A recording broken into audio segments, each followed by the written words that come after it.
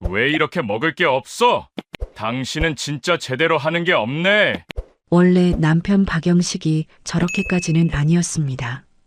그런데 어느 날부터 젓가락을 탁 내려놓기 시작했습니다. 부엌 형광등 아래서 반찬통을 다시 열고 약통은 소리 안 나게 눌러 닫아도 남편은 제 얼굴을 보지 않았습니다. 입만 살았지 하는 건 없네. 저는 대답 대신 숨을 삼켰습니다. 나이 들면 싸움은 커지지 않더라고요. 대신 사람 취급이 먼저 끊깁니다. 그래서 저는 결국 도장을 찍었습니다. 그런데 그날 남편이 끝까지 놓지 않던 서류 봉투 안쪽에서 낯선 글자 한 줄이 스쳐갔습니다. 저는 묻지 못했습니다. 묻는 순간 또 탁 하고 제 말이 잘릴 것 같아서요. 그리고 3개월 뒤 제가 생각도 못한 자리에서 내가 빠진 칸을 확인하는 순간 그날 그 글자가 다시 떠올랐습니다. 대체 남편은 무엇을 숨겼고 왜 저는 그때 입을 다물어야 했을까요? 끝까지 들으시면 구박이 심해진 이유가 무엇인지 알게 되실 거예요. 여러분도 이상한데 하면서도 묻지 못했던 순간이 있으셨나요? 그 순간을 댓글로 한 줄만 남겨주세요. 저도 하나하나 읽고 답해드리겠습니다. 그럼 지금부터 제 이야기를 있는 그대로 들려드릴게요. 본문에 앞서 구독과 좋아요는 저희에게 큰 힘이 됩니다. 저는 김명순이고 올해 69입니다. 결혼한 지는 45년쯤 됐어요. 남편 박영식은 늘 말이 적은 사람이었죠. 그런데 말수가 줄어드는 것과 사람을 안 보는 건 다르더라고요. 그걸 알게 된 건 어느 날 저녁 식탁에서였습니다. 남편이 젓가락을 탁 내려놨어요. 소리가 평소보다 좀 컸죠. 반찬 3가지를 차려놨는데 손도 안 대더라고요. 저는 국그릇을 들여다보다가 남편 얼굴을 봤습니다. 눈이 마주치지 않았어요. 그냥 젓가락만 내려다보고 있는 거예요. 이걸 먹으라고 차린 거야? 목소리가 낮았습니다. 화난 건지 지친 건지 알 수가 없었어요. 저는 대답 대신 반찬통을 다시 열었죠. 간을 봤습니다. 짜지도 싱겁지도 않았어요. 그런데 뭐가 문제인지는 남편이 말해주지 않더라고요. 부엌으로 가서 형광등 아래 서 있었습니다. 냉장고 문을 열었다 닫았다 했어요. 다시 식탁으로 가서 앉았죠. 남편은 여전히 젓가락만 만지작거리고 있었습니다. 저는 숨을 한번 삼키고 밥을 떴어요. 국을 한 숟가락 떠서 입에 넣었죠. 남편은 그제야 밥그릇을 들었습니다. 그날 저녁은 그렇게 끝났어요. 설거지를 하면서 물컵을 씻는데 손에 힘이 안 들어가더라고요. 컵을 싱크대에 내려놓는 소리가 평소보다 작았습니다. 발소리도 줄였어요. 슬리퍼를 끌지 않고 들어서 걸었죠. 남편이 거실 소파에 앉아 있었거든요. 원래 남편은 무뚝뚝했습니다. 그런데 무뚝뚝한 것과 거친 건 달라요. 예전엔 말은 없어도 제가 뭘 하든 신경 안 썼거든요. 그런데 어느 순간부터 제가 하는 모든 게 눈에 거슬리는 것처럼 보이기 시작했습니다. 다음 날 아침에도 똑같았어요. 아침상을 차렸는데 남편이 젓가락을 들지 않더라고요. 그냥 신문만 보고 있었습니다. 저는 된장찌개 간을 다시 맞췄어요. 김치를 더 썰어서 접시에 담았죠. 남편은 신문을 접으면서 한숨을 한번 쉬었습니다. 당신은 진짜 해놓는 게 없네. 그 말을 듣고 저는 숟가락을 놨어요. 반박하지 않았습니다. 반박하면 더 길어질 것 같았거든요. 그냥 고개를 숙이고 밥을 먹었죠. 남편도 밥을 먹었습니다. 하지만 둘 다 말이 없었어요. 그날 오후에 빨래를 널면서 생각했습니다. 남편이 언제부터 저렇게 됐는지 정확히 기억이 안 나더라고요. 한두 달 전쯤부터였나 싶기도 하고 어쩌면 더 오래됐을 수도 있었어요. 서서히 변한 거라 딱 집어서 말하기가 어려웠습니다. 저녁 때가 되면 긴장이 됐어요. 남편이 젓가락을 어떻게 놓을지, 뭐라고 할지 몰랐거든요. 반찬을 4가지 준비했습니다. 국도 다시 끓였어요. 밥상을 차리고 남편을 불렀죠. 남편이 식탁에 앉았어요. 젓가락을 들었습니다. 반찬 하나를 집었죠. 씹다가 멈췄어요. 그리고 젓가락을 도마 위에 탁 소리나게 놓더라고요. 입만 살았지. 그 말이 끝이었습니다. 더 이상 아무 말도 안 하고 밥만 먹었어요. 저도 말없이 먹었죠. 설거지할 때 손이 떨렸습니다. 그릇을 씻으면서 물을 한참 틀어놨어요. 물소리가 커야 제 한숨 소리가 안 들릴 것 같았거든요. 밤이 됐습니다. 남편은 먼저 방에 들어갔어요. 저는 거실에서 텔레비전을 봤죠. 드라마가 나오고 있었는데 내용이 하나도 안 들어왔습니다. 자막만 눈으로 따라갔어요. 새벽에 잠이 깼습니다. 화장실 가려고 일어났는데 부엌에서 소리가 나더라고요. 물컵 부딪히는 소리였어요. 남편이 물을 마시고 있었습니다. 저는 방문 앞에 서서 기다렸죠. 물소리가 멈췄어요. 기침 소리가 한 번 났습니다. 짧게 참는 것처럼요. 저는 문을 열지 않았습니다. 묻지도 않았어요. 남편이 제 방문 앞을 지나가는 발소리가 들렸죠. 저는 그대로 누웠습니다.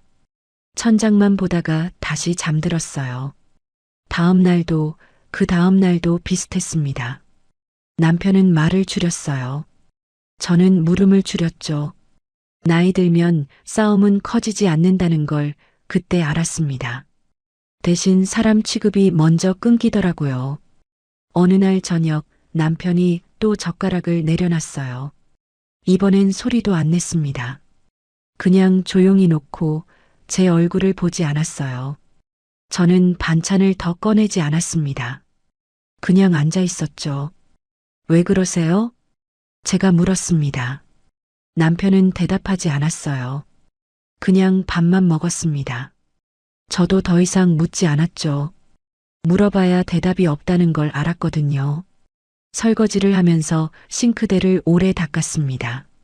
수세미로 같은 자리를 여러 번 문질렀어요. 물을 틀어놓고 멍하니 서 있었죠. 남편은 거실에서 텔레비전을 보고 있었습니다. 그날 밤 저는 잠이 안 왔어요.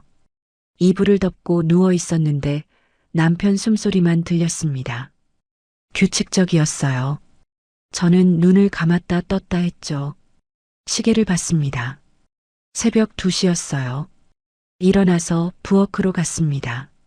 물을 한 컵 마셨어요. 창밖을 봤죠. 가로등 불빛만 보였습니다. 저는 컵을 싱크대에 놓고 다시 방으로 들어갔어요. 남편은 여전히 자고 있었습니다. 저는 이불을 덮고 천장을 봤어요. 그날 밤 내내 한 가지 생각만 맴돌았습니다. 45년을 함께 산 사람이 언제부터 이렇게 멀어졌을까요? 제가 뭘 잘못한 걸까요? 아니면 그냥 나이가 들면 다들 이렇게 되는 걸까요? 답을 찾을 수가 없었어요. 그저 젓가락 소리, 기침 소리, 물컵 부딪히는 소리만 귓가에 남았습니다. 평생 무뚝뚝했던 사람이 왜 그날부터 이렇게 거칠어졌을까요? 남편과 45년을 살았는데 요즘 들어 남편 얼굴을 제대로 본 적이 별로 없었습니다. 식탁에 앉아도 시선이 안 마주쳤어요. 그러다 어느 날 달력에 동그라미를 치는 제 손을 남편이 멈춰 세웠습니다. 병원 예약 날짜를 표시하려던 참이었어요. 빨간 볼펜으로 날짜에 동그라미를 그렸죠. 남편이 뒤에서 보고 있었습니다. 제가 볼펜을 놓는 순간 남편이 달력을 떼어냈어요. 그런데 다니지 마. 목소리가 낮았습니다. 화난 건 아니었어요. 그냥 단정하는 톤이었죠. 저는 볼펜을 쥔 채로 서 있었습니다. 남편은 달력을 접어서 서랍에 넣더라고요. 왜요? 제가 물었어요. 남편은 대답하지 않았습니다. 서랍을 닫고 거실로 갔죠. 저는 달력 없는 벽을 한참 봤어요. 예약은 이미 잡혀 있었습니다. 그런데 달력에 표시할 수가 없었어요. 다음 날 예약 시간을 미뤘습니다. 병원에 전화해서 다음 주로 옮겼어요. 남편한테 말하지 않았죠. 그냥 혼자 미룬 겁니다. 미루고 나니까 마음이 좀 편해지더라고요. 일주일쯤 지났습니다. 약봉투를 정리하려고 서랍을 열었어요. 남편 약이랑 제 약이 섞여 있었죠. 분리해서 담으려고 봉투를 꺼냈습니다. 그때 남편이 부엌으로 들어왔어요. 내 거 건드리지 마. 서랍이 쾅 소리 나게 닫혔습니다. 제 손이 서랍 손잡이에 닿아 있었어요. 남편이 제 손을 밀어낸 건 아니었습니다. 그냥 서랍을 닫은 거였죠. 하지만 제 손등에 서랍 모서리가 스쳤어요. 소리를 낼 뻔했는데 참았습니다. 손을 거두고 물을 틀었어요. 손을 씻었죠. 남편은 서랍을 다시 열어서 뭔가를 꺼냈습니다. 약봉투였어요. 주머니에 넣고 나가더라고요. 저는 물을 끄고 손을 닦았습니다. 손등에 빨간 자국이 있었어요. 깊지는 않았죠. 그냥 스친 정도였습니다. 저는 핸드크림을 바르고 거실로 나갔어요. 남편은 소파에 앉아 있었습니다. 텔레비전은 꺼져 있었어요. 그냥 앉아서 창밖을 보고 있었죠. 저는 주방 테이블에 앉았습니다. 아무 말도 안 했어요. 며칠 뒤 달력을 다시 샀습니다. 작은 거였어요. 벽에 걸지 않고 서랍에 넣어뒀죠. 예약 날짜를 연필로 표시했습니다. 빨간 볼펜 대신 연필로요. 지울 수 있으니까요. 그런데 예약 날짜가 다가오니까 또 불안해지더라고요. 남편한테 말해야 하나 고민했습니다. 말하면 또 그런데 다니지 말라고 할 것 같았어요. 결국 예약을 또 미뤘습니다. 이번엔 한 달 뒤로요. 전화를 끊고 나니까 한숨이 나왔어요. 제가 왜 이러고 있나 싶었습니다. 병원 가는 게 뭐 대수냐고요. 그런데 남편 얼굴을 떠올리면 말이 안 나오더라고요. 저녁을 준비하면서 냉장고를 열었습니다. 반찬통이 여러 개 있었어요. 뭘 꺼낼까 고민하다가 그냥 다 꺼냈습니다. 식탁에 놓고 밥을 지었죠. 남편이 들어왔어요. 손을 씻고 식탁에 앉았습니다. 반찬을 보더니 고개를 끄덕였어요. 처음으로 뭔가 괜찮다는 표정이었죠. 저는 밥그릇을 내밀었습니다. 밥을 먹는 동안 남편이 말했어요. 요즘 어디 아픈 데 없어? 갑작스러운 질문이었습니다. 저는 숟가락을 든 채로 멈췄어요. 아니요, 괜찮아요. 대답하고 밥을 먹었습니다. 남편은 더 이상 묻지 않았어요. 저도 더 말하지 않았죠. 설거지를 하면서 생각했습니다. 남편이 왜 물어봤을까요? 걱정해서였을까요? 아니면 제가 병원 이야기를 꺼낼까봐 미리 차단한 걸까요? 잘 모르겠더라고요. 그날 밤 서랍에서 달력을 꺼냈습니다. 연필로 그어놓은 날짜를 지웠어요. 다시 한 달 뒤에 표시했죠. 이번엔 진짜 가야겠다고 생각했습니다. 하지만 한 달이 지나도 못 갔어요. 그 사이에 남편이 또 예민해졌거든요. 약 이야기만 나와도 표정이 굳었습니다. 저는 약통을 소리 안 나게 여닫았어요. 부엌에서 움직일 때도 발소리를 줄였죠. 어느 날 약국에 들렀습니다. 영양제를 사러 갔는데 약사가 물었어요. 요즘 병원은 잘 다니세요? 저는 고개를 저었습니다. 아직은요. 약사가 고개를 갸웃했어요. 뭐라고 말하려다가 그냥 영양제만 건네주더라고요. 저는 계산하고 나왔습니다. 집에 와서 영양제를 서랍에 넣었어요. 남편 약 옆에 놓으려다가 멈췄습니다. 남편이 건드리지 말라고 했던 게 생각났거든요. 저는 제 약만 따로 옆 서랍에 넣었어요. 저녁 때 남편이 물었습니다. 약국 갔다 왔어? 제가 놀라서 남편을 봤어요. 어떻게 알았어요? 남편이 제 손을 가리켰습니다. 손에 영수증이 쥐어져 있었어요. 약국 이름이 적혀 있었죠. 저는 얼른 영수증을 구겼습니다. 영양제 샀어요. 남편은 고개만 끄덕이고 밥을 먹었어요. 저도 먹었습니다. 더 이상 말이 없었어요. 그날 밤 달력의 날짜를 또 지웠습니다. 예약도 취소했어요.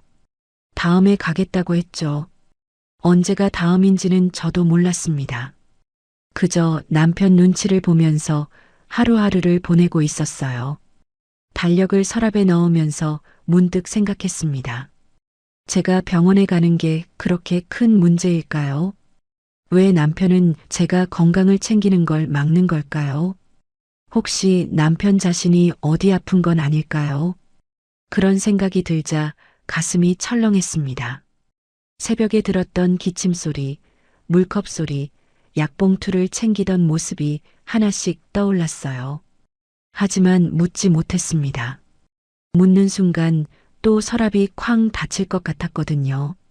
왜 병원 이야기만 나오면 이렇게 예민해질까요? 결국 남편과 함께 병원에 가게 됐습니다.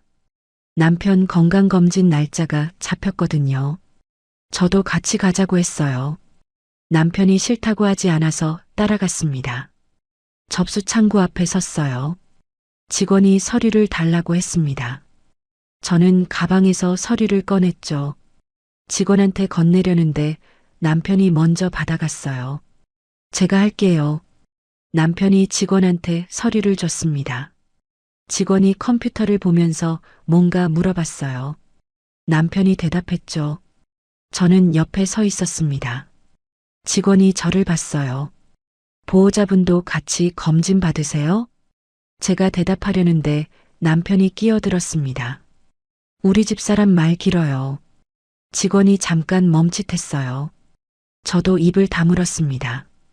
귀가 뜨거워지는 게 느껴졌어요. 남편이 계속 말했죠. 오늘은 저만 받을게요. 직원이 고개를 끄덕였습니다. 번호표를 2장 줬어요. 하나는 남편 거, 하나는 대기표였습니다. 남편이 둘 다 받아서 제 손에 대기표만 쥐어줬어요. 저는 번호표를 보고 있었습니다. 손에 힘이 들어가지 않았어요. 종이가 흔들렸죠. 남편은 벌써 대기실로 가고 있었습니다. 저도 따라갔어요. 의자에 앉았습니다. 남편은 휴대폰만 봤어요. 주변에 사람들이 많았습니다. 다들 자기 일에 바빴어요. 그런데 저는 자꾸 주변 시선이 신경 쓰였습니다. 아까 남편이 한 말이 계속 귓가에 맴돌았어요. 우리 집사람 말 길어요. 집에서도 말을 자르더니 이제 밖에서까지 그러는구나 싶었습니다. 제 검진은 언제 하면 돼요? 제가 조용히 물었습니다. 남편이 휴대폰에서 눈을 떼지 않고 대답했어요. 나중에. 그게 끝이었습니다. 저는 더 묻지 않았어요. 그냥 앉아서 벽을 봤습니다. 시계 초침 소리가 들렸죠. 째깍째깍. 느리게 가는 것 같았어요. 남편 번호가 불렸습니다. 남편이 일어났어요. 저도 따라 일어나려는데 남편이 손을 들었습니다. 여기 있어요. 저는 다시 앉았습니다. 남편이 검진실로 들어갔어요. 문이 닫혔죠. 저는 혼자 앉아 있었습니다. 1시간쯤 지났을까요? 사람들이 왔다 갔다 했습니다. 번호가 계속 불렸어요. 저는 가만히 앉아서 남편이 나오기만 기다렸죠. 남편이 나왔습니다. 표정이 평소랑 똑같았어요. 별일 없는 것처럼요. 저는 가방을 들고 일어났습니다. 다 끝났어요? 남편이 고개를 끄덕였습니다. 엘리베이터로 걸어갔어요. 저도 따라갔죠. 엘리베이터 안에서 남편이 말했습니다. 밖에서 내 얘기하지 마. 갑자기 한 말이었어요. 저는 남편을 봤습니다. 무슨 얘기요? 남편이 층수 버튼만 보고 있었어요. 그냥 하지 마. 더 이상 말이 없었습니다. 엘리베이터가 1층에 도착했어요. 문이 열렸죠. 남편이 먼저 나갔습니다. 저는 한 박자 늦게 따라 나갔어요. 주차장으로 걸어가면서 남편 뒷모습을 봤습니다. 어깨가 평소보다 굽어 보였어요. 걸음도 느렸죠. 저는 속도를 맞춰서 걸었습니다. 말을 걸고 싶었는데 입이 안 떨어지더라고요. 차에 타고 남편이 시동을 걸었어요. 라디오가 켜졌습니다. 뉴스가 나왔죠. 남편은 라디오를 끄지 않았어요. 저도 말하지 않았습니다. 그냥 창밖만 봤어요.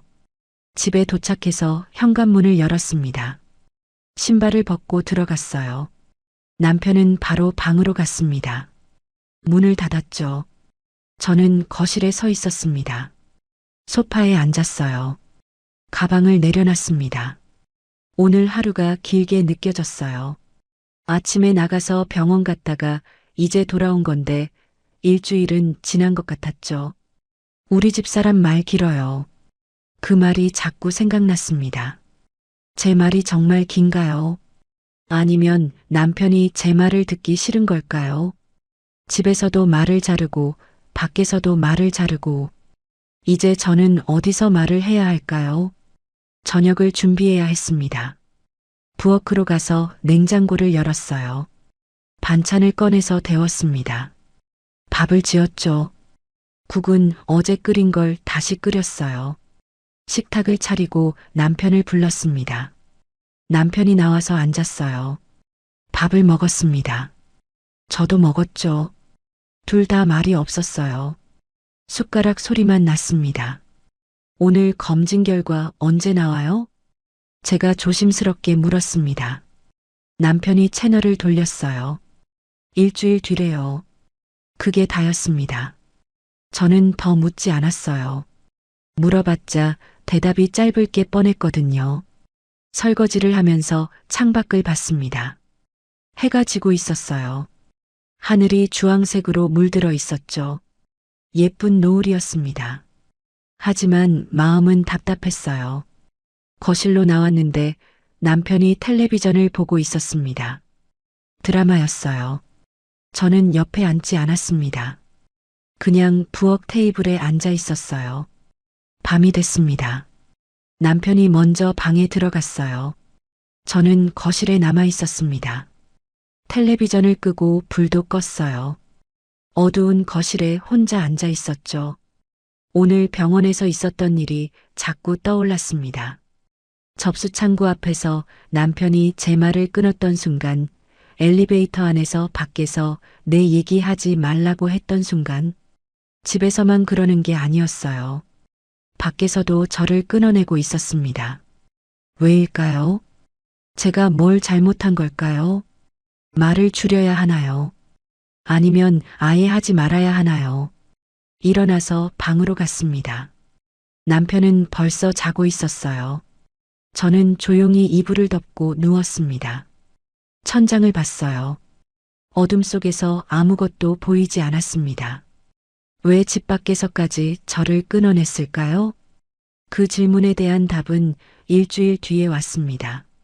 남편이 거실로 나와서 식탁에 앉았어요. 저도 마주 앉았습니다. 남편이 입을 열었어요. 우리 이혼해요. 갑작스러운 말이었습니다. 저는 남편을 봤어요. 왜요? 남편이 대답하지 않았습니다. 그냥 고개를 숙이고 있었어요. 이렇게 사는 게 서로한테 좋지 않아요. 빨리 정리하고 각자 살아요. 더 이상 말하지 않았습니다. 저도 묻지 않았어요. 사실 묻고 싶지 않았습니다. 이미 끝난 것 같았거든요. 며칠 뒤 우리는 구청에 가기로 했습니다. 구청 앞에 선 날을 잊을 수가 없습니다. 그날 아침은 평소와 달랐어요. 남편이 먼저 일어나서 양복을 꺼내 입더라고요. 저도 외출복을 챙겨 입었죠. 옷장에서 옷을 고르는데 손이 떨렸습니다. 준비됐어요? 남편이 물었습니다. 저는 고개를 끄덕였어요. 가방을 들고 현관으로 나갔죠. 신발을 신는데 손이 떨렸습니다. 신발끈을 2번이나 다시 묶었어요. 차를 타고 구청으로 갔어요. 남편은 운전하는 내내 말이 없었습니다. 라디오도 켜지 않았어요. 저는 창밖만 봤죠. 거리에 사람들이 걷고 있었습니다. 평범한 아침이었어요. 출근하는 사람들, 등교하는 학생들, 모두 평범한 하루를 시작하고 있었죠. 하지만 저희한테는 평범하지 않은 날이었습니다. 신호등에서 차가 멈췄어요. 옆 차선에 부부로 보이는 사람들이 타고 있었습니다. 웃으면서 대화하고 있더라고요. 저는 고개를 돌렸습니다. 구청 주차장에 차를 세웠습니다. 남편이 먼저 내렸어요. 저도 내렸죠. 바람이 불었습니다. 차가웠어요. 옷깃을 여미고 걸었습니다. 주차장에서 건물까지 걷는 게 참 멀게 느껴졌어요. 건물 안으로 들어갔어요. 복도가 길었습니다. 형광등 불빛이 하얗게 내리쬐고 있었죠. 신발 소리가 복도에 울렸습니다. 제 신발 소리가 유난히 크게 들렸어요. 사람들이 지나갔습니다. 민원 보러 온 사람들이었죠. 민원실 앞에 섰습니다. 문 앞에 안내문이 붙어 있었어요. 민원 종류가 적혀 있었습니다. 혼인신고, 출생신고, 사망신고, 이혼신고. 그 글자들이 눈에 들어왔어요. 남편이 문을 열었어요. 저도 따라 들어갔죠. 접수 창구가 보였습니다. 직원이 몇 명 앉아 있었어요. 창구 앞에 사람들이 줄 서 있었습니다. 저희 차례가 됐어요. 직원이 저희를 보며 물었습니다. 어떤 업무로 오셨어요? 남편이 대답했어요. 협의 이혼이요. 직원이 고개를 끄덕이고 서류를 꺼냈습니다. 테이블을 가리키더라고요. 저쪽에 앉아서 작성해 주세요. 신분증도 준비해 주시고요. 저희는 테이블로 갔습니다. 의자에 앉았어요. 테이블에 다른 사람들도 앉아서 서류를 쓰고 있었습니다. 혼인신고하는 젊은 부부도 보였어요. 행복해 보였습니다. 남편이 서류를 펼쳤습니다. 볼펜을 꺼내서 제 앞에 놨죠.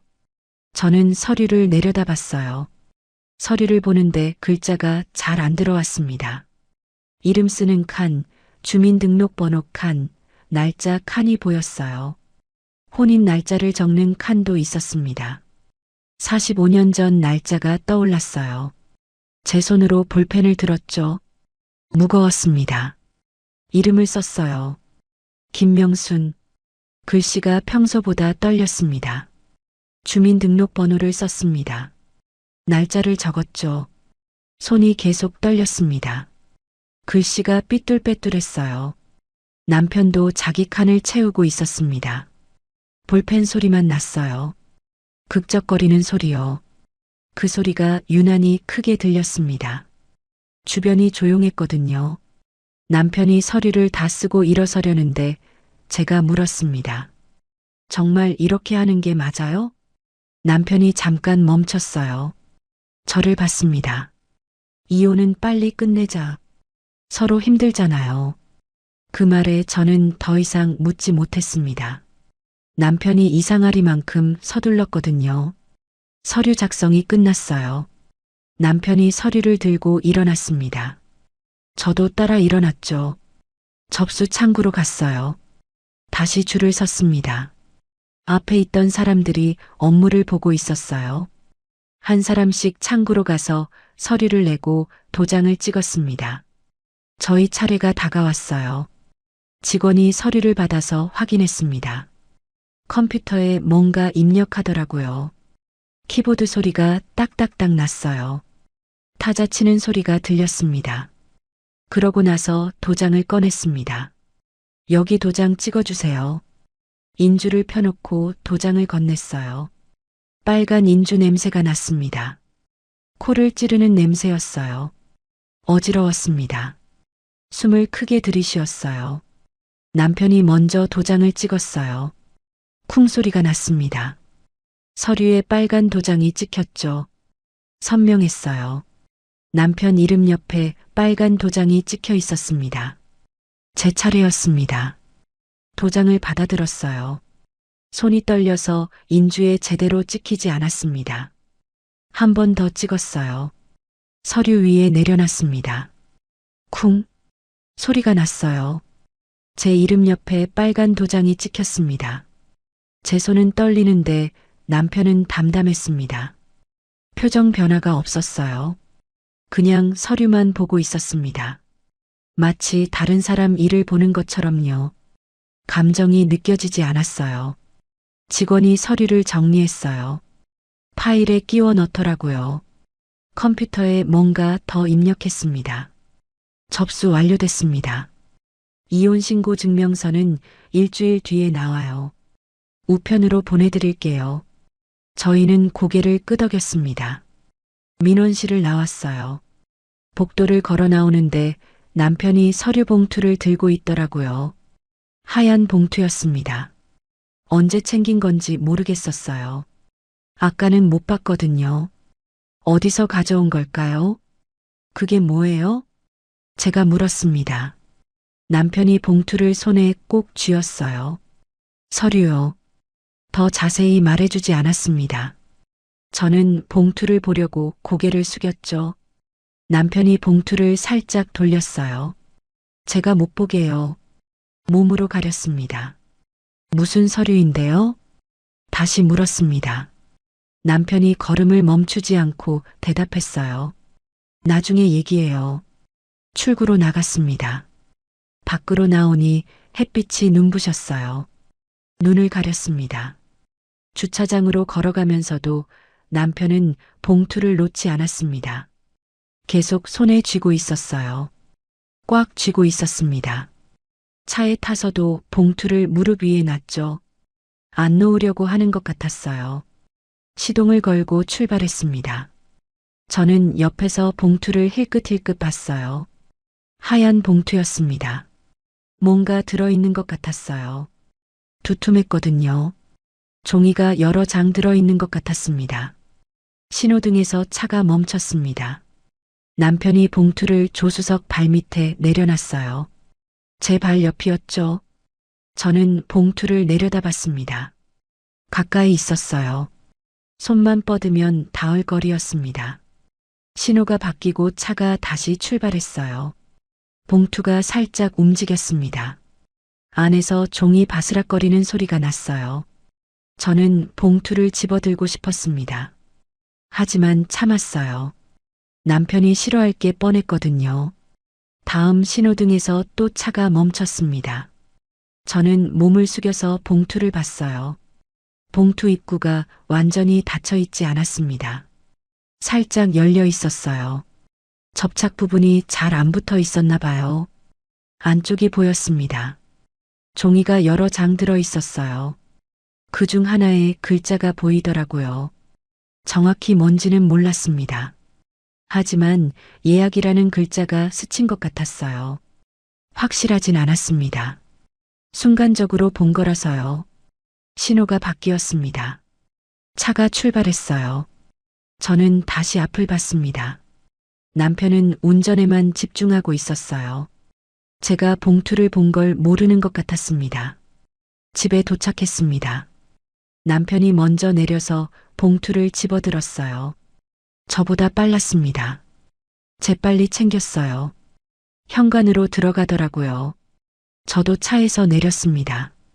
가방을 들고 집으로 들어갔어요. 남편은 벌써 방에 들어가 있었죠. 문이 닫혀 있었습니다. 잠긴 건 아니었지만 열 수가 없었어요. 거실에 서서 남편 방문을 봤어요. 안에서 서랍 여는 소리가 났습니다.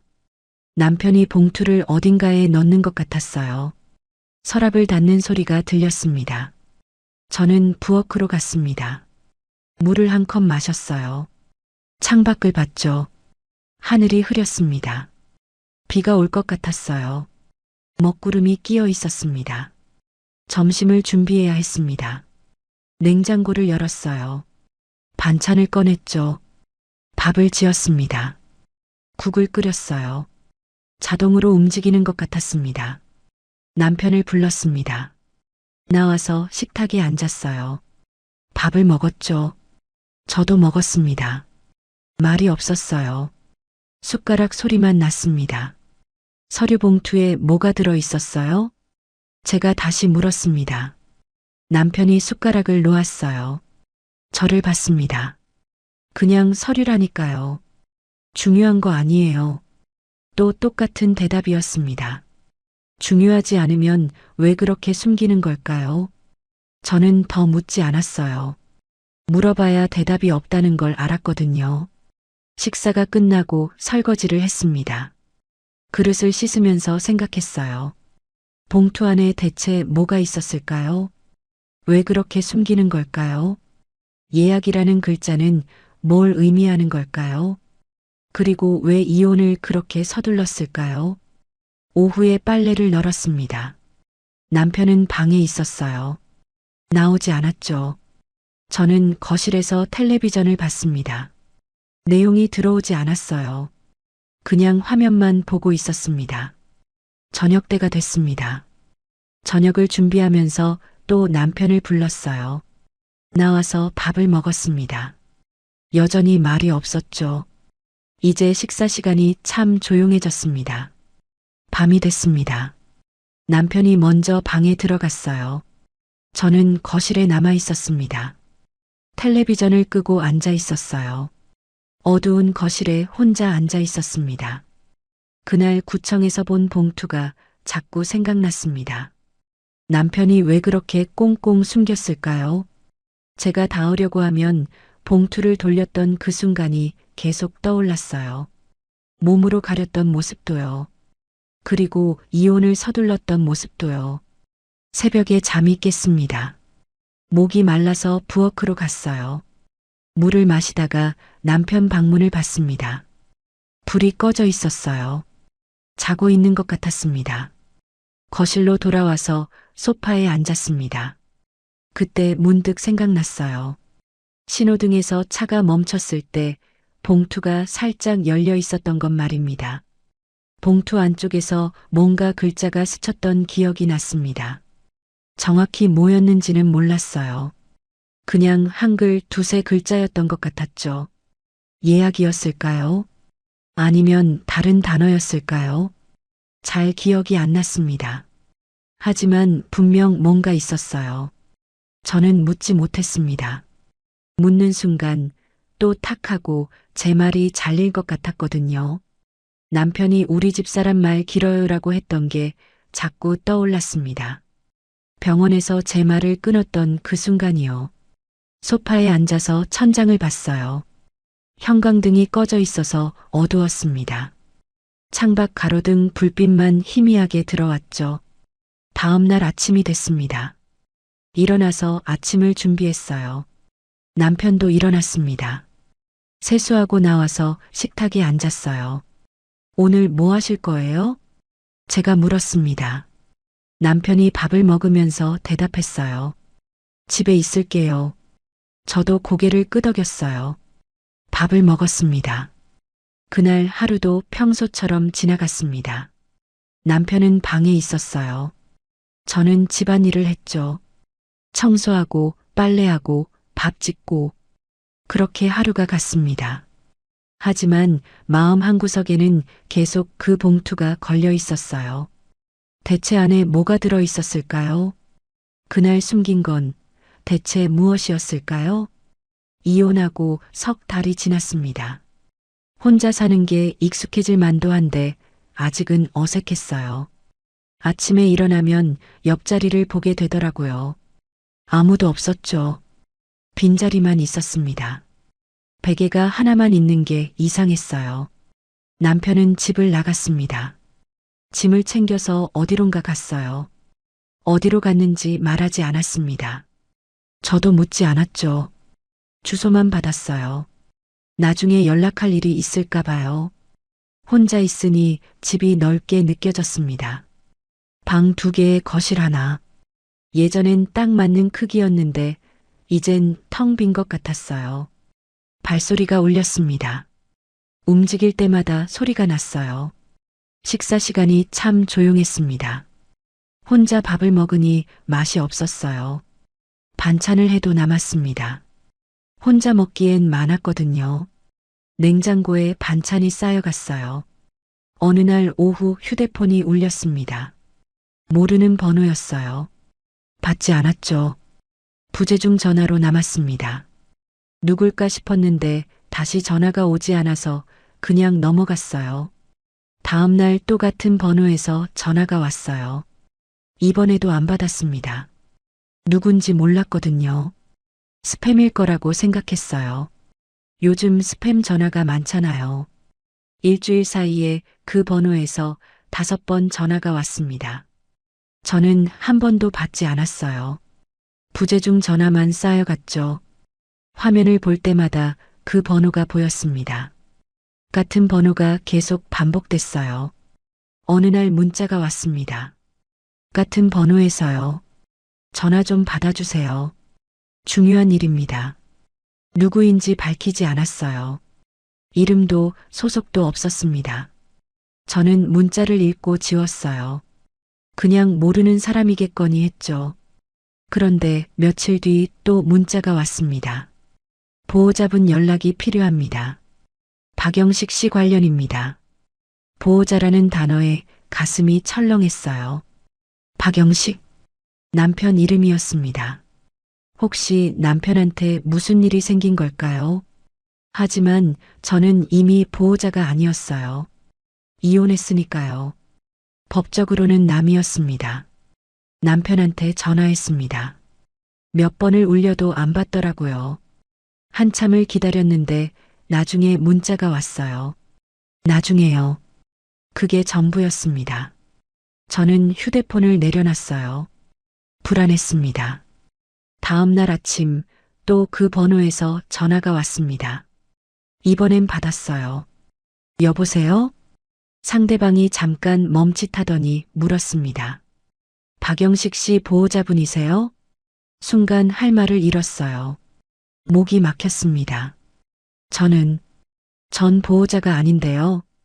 이혼했어요. 목소리가 떨렸습니다. 상대방이 잠깐 침묵했어요. 아, 그러시군요. 죄송합니다. 연락처가 이쪽으로 돼 있어서요. 잠깐 말을 멈췄다가 다시 이어갔습니다. 실은 환자분 상태가 급격히 악화됐습니다. 혹시 연락 가능한 보호자분 계세요? 환자, 상태 악화. 그 단어들이 귓가에 맴돌았어요. 숨이 막혔습니다. 얼마나 안 좋은데요? 제가 물었습니다. 상대방이 조심스럽게 말했어요. 자세한 건 직접 오셔야 설명드릴 수 있을 것 같습니다.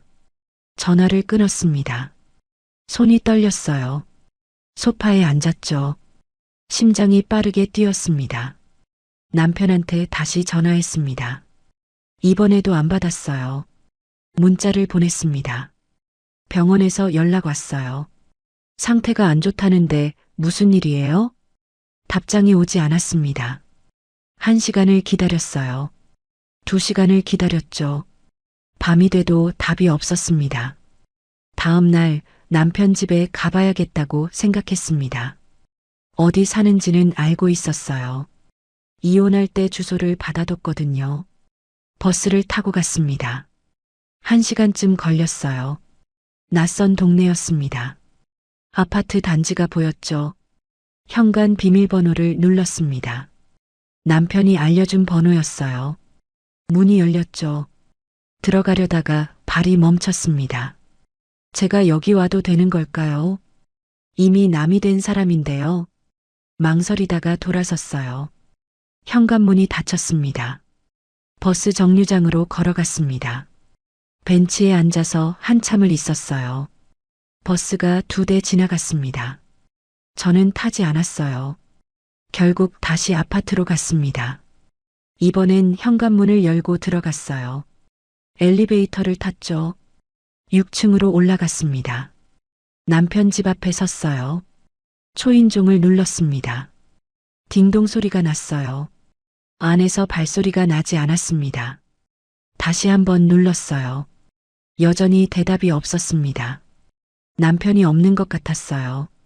병원에 있는 걸까요? 집으로 돌아왔습니다. 아니, 돌아오다가 생각을 바꿨어요. 옛날 집으로 갔습니다. 아직 제 짐이 좀 남아 있었거든요. 열쇠로 문을 열었어요. 현관에 신발이 없었습니다. 안으로 들어갔습니다. 집이 어수선했어요.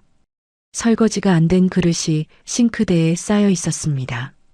거실 테이블에 신문이 펼쳐져 있었어요. 먼지가 쌓여 있었습니다. 부엌으로 가서 물을 마셨어요. 컵을 씻으려다가 싱크대 옆에 놓인 약봉투를 봤습니다. 약봉투가 여러 개 있었어요. 이름표를 봤습니다. 박영식, 남편 이름이었죠. 약봉투가 많았습니다. 5개, 6개, 7개. 계속 세워졌어요. 하나를 집어들었습니다. 봉투에 스티커가 붙어 있었어요. 빨간 글씨로 적혀 있었습니다. 복용주의. 심장이 쿵 떨어지는 것 같았어요. 다른 봉투도 봤습니다. 역시 같은 스티커가 붙어 있었죠. 손이 떨렸습니다. 약 이름을 봤어요. 어려운 이름이었습니다. 테이블로 갔어요. 신문 밑에 종이가 깔려 있었습니다. 얇은 안내문이었어요. 들어서 봤습니다. 병원 이름이 적혀 있었어요. 그리고 진료과가 보였습니다. 어떤 과인지 보는 순간 숨이 멎는 것 같았어요. 손에서 종이가 떨어질 뻔했습니다. 종이를 내려놨습니다. 손이 떨렸어요. 소파에 앉았죠. 그제야 알았습니다. 구박의 방향이 어디였는지, 왜 남편이 저를 밀어냈는지, 왜 병원 이야기만 나오면 예민해졌는지, 왜 서류 봉투를 그렇게 감췄는지. 남편은 아팠던 거예요. 그리고 저한테 말하지 않았던 겁니다. 혼자 앓고 있었던 거죠. 소파에 앉아서 한참을 있었어요. 약봉투가 자꾸 눈에 들어왔습니다. 빨간 스티커가 보였어요. 집으로 돌아왔습니다. 가방을 바닥에 내려놨어요. 소파에 앉았죠. 휴대폰을 꺼냈습니다. 남편 번호를 눌렀어요. 신호가 갔습니다. 1번, 2번, 3번. 받지 않았어요. 부재중으로 넘어갔습니다. 그날 밤 잠이 오지 않았습니다. 천장만 보고 있었어요. 남편 얼굴이 떠올랐습니다. 여위어 보이던 모습이요. 다음 날 아침 휴대폰이 울렸어요. 그 번호였습니다. 병원이요. 받았습니다. 여보세요? 목소리가 급했어요. 환자분 상태가 더 안 좋아지셨습니다. 빨리 오셔야 할 것 같습니다. 전화가 끊겼어요. 저는 휴대폰을 쥐고 서 있었습니다. 옷을 챙겨 입었어요. 가방을 들고 나갔습니다. 택시를 탔죠. 병원으로 가주세요. 안내문에 적혀 있던 병원 이름을 말했습니다. 택시가 출발했어요. 창밖을 봤습니다. 거리가 빠르게 지나갔어요. 신호등이 보였습니다. 사람들이 걷고 있었어요. 병원이 가까워졌습니다. 큰 건물이 보였어요. 택시가 병원 입구에 섰습니다. 내렸어요. 돈을 냈습니다. 병원 안으로 들어갔죠. 로비가 넓었습니다. 사람들이 많았어요. 안내 데스크로 갔습니다. 박영식 씨 어디 계신지 알 수 있을까요? 직원이 컴퓨터를 봤어요. 타자를 쳤습니다. 5층 511호실이요. 엘리베이터를 탔습니다. 5층 버튼을 눌렀어요. 문이 닫혔습니다. 올라갔죠. 문이 열렸습니다. 복도가 보였어요. 조용했습니다. 511호를 찾았습니다. 복도를 걸었어요. 병실 문들이 보였습니다. 509호, 510호, 511호 앞에 섰습니다. 문이 살짝 열려 있었어요. 안을 들여다봤습니다. 침대가 보였어요. 누군가 누워 있었습니다. 정말 아팠던 걸까요? 그렇다면 왜 저를 밀어냈을까요? 병실 문 앞에 서 있습니다. 안을 보는데 숨이 막혔어요. 침대에 누워 있는 사람이 남편이었습니다. 문을 밀고 들어갔어요. 조용히요. 남편은 자고 있었습니다. 침대 옆에 링거가 달려 있었어요. 기계들이 놓여 있었습니다. 삐소리가 규칙적으로 났죠. 가까이 갔습니다. 남편 얼굴을 봤어요. 너무 여위였습니다.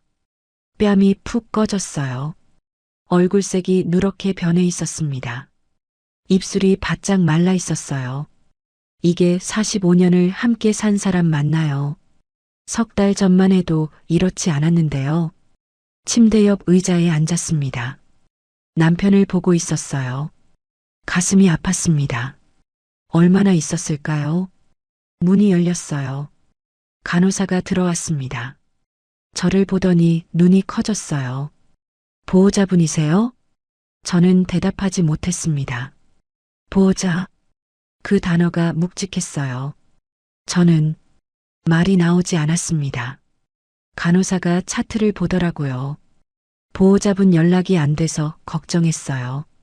환자분 상태가 어제부터 급격히 안 좋아지셔서요. 저는 남편을 봤습니다. 그렇게 아팠구나. 그렇게 안 좋았구나. 관계가 어떻게 되세요? 간호사가 물었습니다. 저는 입을 열었어요. 전 배우자예요. 아니, 전 배우자였어요. 이혼했어요. 간호사가 잠깐 당황한 표정을 지었습니다. 아, 그러시군요. 그럼 현재 보호자분은 따로 계세요? 저는 고개를 저었습니다. 잘 모르겠어요. 간호사가 차트를 넘겼어요.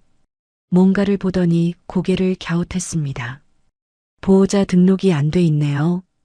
입원하실 때 보호자 서류를 안 쓰신 것 같은데 차트를 제게 보여줬어요. 보호자 칸이 있었습니다. 비어 있었어요. 그 빈칸을 보는 순간 가슴이 무너지는 것 같았습니다. 보호자 칸에 제 이름이 들어갈 자리가 없었습니다. 그때야 알았습니다. 그 사람은 오래전부터 저를 밖으로 밀어내고 있었다는 걸. 젓가락을 탁 내려놓을 때부터, 달력을 떼어낼 때부터, 제 말을 끊을 때부터, 이혼을 서두를 때부터 모든 순간이 저를 이 칸에서 지우려는 노력이었다는 걸요. 짐이 되기 싫어서였습니다. 일단 환자분 계시면 보호자 등록하셔야 할 것 같아요. 의사 선생님 설명도 들으셔야 하고요. 간호사가 나갔습니다. 저는 혼자 남았어요. 남편을 봤습니다. 자고 있었어요. 숨소리가 가늘었습니다. 얼마나 있었을까요? 남편이 움직였어요. 눈을 뜨더라고요. 저를 봤습니다. 눈이 커졌어요. 놀란 표정이었습니다. 왜? 여기. 목소리가 잠겨 있었습니다. 말하기 힘들어 보였어요. 병원에서 연락 왔어요. 상태가 안 좋다고요. 남편이 눈을 감았습니다. 한숨을 쉬었어요. 오지 말라고 했는데 작은 목소리였습니다. 왜 말 안 했어요? 왜 혼자 알았어요? 제가 물었습니다. 남편이 눈을 떴어요. 저를 봤습니다. 당신 인생 더 망치고 싶지 않았어요. 눈물이 고였습니다. 남편 눈에요. 45년이나 당신 묶어놨잖아요. 이젠 자유롭게 살아야죠. 저는 고개를 저었습니다. 그건 제가 선택할 문제예요. 왜 혼자 정했어요? 남편이 대답하지 않았습니다. 그냥 천장을 보고 있었어요. 언제부터 아팠어요? 제가 물었습니다. 남편이 한참 있다가 대답했어요. 1년하고 석 달쯤. 그렇게 오래됐구나. 그때부터 혼자 앓고 있었구나. 구박한 것도 다 그래서였어요? 남편이 고개를 끄덕였습니다. 미워하게 만들고 싶었어요. 그래야 이혼하기 쉬울 것 같았거든요. 가슴이 미어지는 것 같았습니다. 왜 그렇게까지? 남편이 제 손을 잡았어요. 손이 차가웠습니다. 힘도 없었어요. 당신이 제 옆에 있으면 제가 더 힘들 것 같았어요. 당신 우는 거 보기 싫었어요. 눈물이 났습니다. 제 눈에서요. 그래도 말했어야죠. 저한테 선택권을 줬어야죠. 남편이 고개를 저었습니다. 당신은 안 떠났을 거예요. 끝까지 버텼을 거예요. 그게 싫었어요. 문이 열렸습니다. 의사가 들어왔어요. 차트를 들고 있었습니다. 보호자분이세요? 저는 고개를 끄덕였습니다. 의사가 차트를 봤어요. 환자분이랑 관계가. 의사가 물었습니다. 저는 대답했어요. 배우자였어요. 이혼했지만요. 의사가 고개를 끄덕였습니다. 일단 환자분 상태 설명 좀 드려야 할 것 같은데 밖에서 얘기할까요? 저는 남편을 봤습니다. 남편이 고개를 끄덕였어요. 복도로 나왔습니다. 의사가 차트를 펼쳤어요. 환자분 상태가 많이 안 좋으십니다. 시작부터 무거운 말이었습니다. 어제부터 급격히 악화되셨어요. 지금은 안정을 찾았지만 말을 멈췄습니다. 저를 봤어요. 많이 남지 않았습니다. 그 말에 다리에 힘이 풀렸습니다. 벽에 기댔어요. 얼마나요? 제가 물었습니다. 의사가 조심스럽게 말했어요. 길어야 몇 주, 짧으면 더 말하지 않았습니다.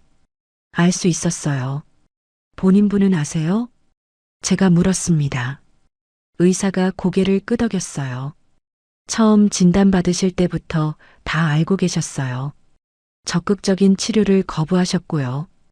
그래서 혼자 알았구나. 치료도 안 받았구나.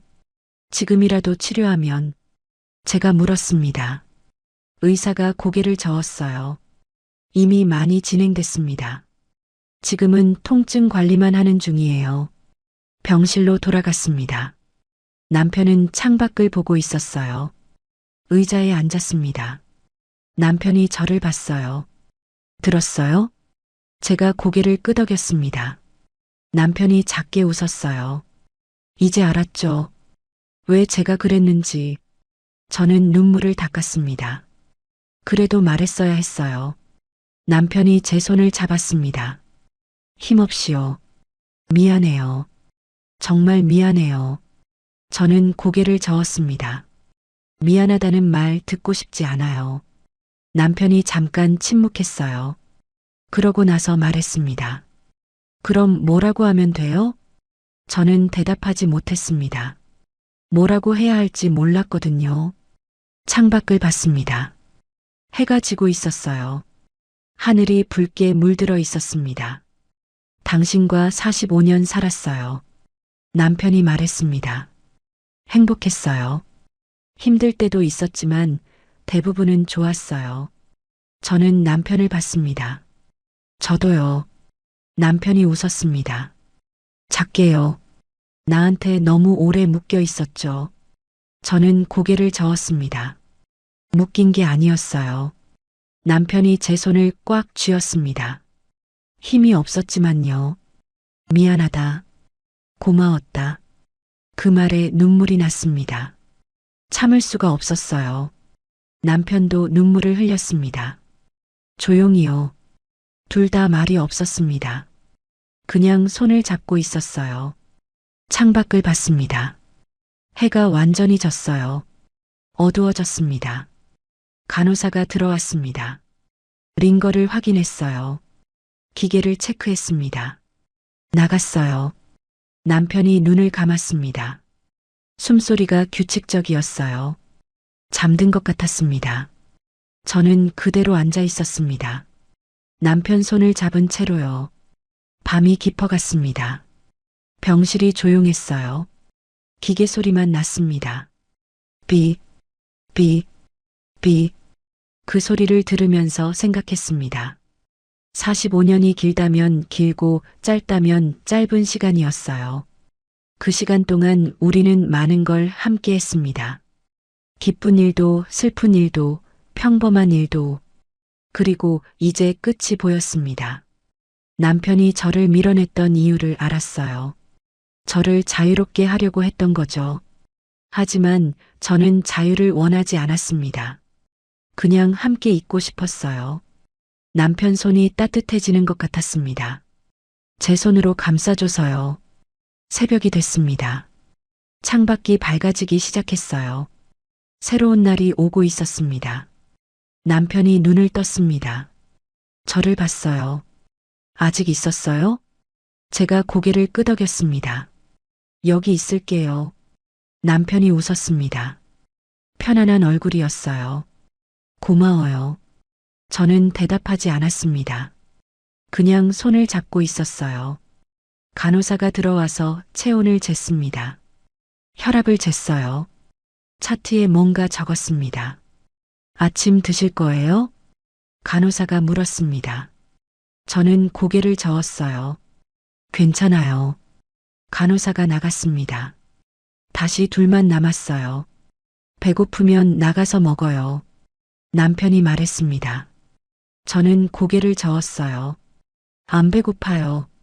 남편이 제 손을 쥐었습니다. 당신 건강도 챙겨야죠. 저는 웃었습니다. 눈물이 났지만요. 지금 그런 소리예요? 남편도 웃었습니다. 그래도 해야죠. 창밖을 봤습니다. 해가 떠올랐어요. 햇빛이 병실로 들어왔습니다. 새로운 하루가 시작됐습니다. 얼마나 많은 하루가 남았는지 모르겠지만 이 하루는 함께 있을 거예요. 여러분은 어떠세요? 묻지 못한 것들, 이제라도 물어보고 계신가요? 그리고 함께 할 수 있을 때 함께 하고 계신가요? 하고 계신가요? 하고 계신가요? 하고 계신가요? 하고 계신가요?